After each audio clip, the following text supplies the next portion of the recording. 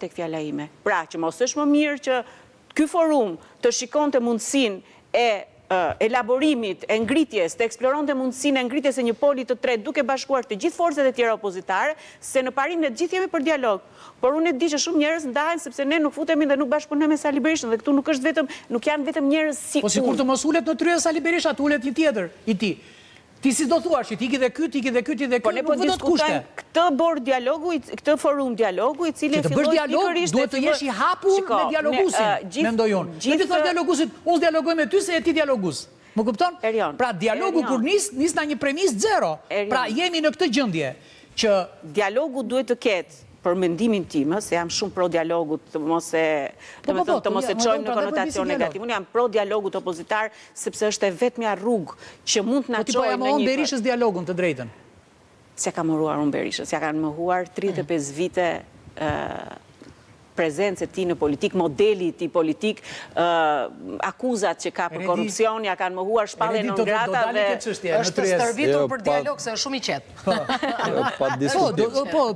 Shiko, opozita ka 100 probleme. Pra, unë e kuptoj dhe problemin kryesor, figurat e vjetra, njerëz cilët kanë probleme me drejtësinë, kanë mëkatet e veta për mënyrën se si e kanë organizu në vendimarrje pjesën e opozitës, pra duke fillu me kodin zgjedhor, me situatat tjera problematike që i ka sjell kjo gjendje sot. Edhe që do vazhdojnë me reformat e reja, zgjedhore territoriale. Por çfarë ndodh? Kemi 3 vite e gjys para për të ardhur zgjedhjet qendrore, 1 vit për zgjedhjet lokale.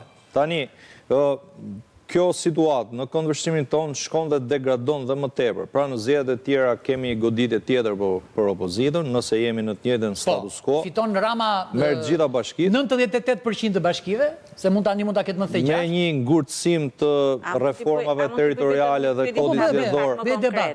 Domethënë ne dim që sfida është një reformë zgjedhore. Një reformë e re zgjedhore, një kod i ri, një reformë e plot, që në gjykimin tim duhet të jetë gjithë përfshirëse. A mendoni ju që përpara se të ftoni të bëhet një, se ju sot keni biseduar me individin, me njeriun, me deputetin, me drejtuesin e opozitës që i dha pushtetin për herë të 4 Edi Ramës, me votimin në 26 korrik të 2024, si votoi kodin elektoral, bashkuan votat 106 deputet, PS, PD, bashkë me Sali Berishën, bashkë me Edi Ramën, votuan një kod elektoral që i dha pushtetin Edi Ramës për herë të 4 për interesin për të marrë disa deputet të sigurt në listat e mbyllura.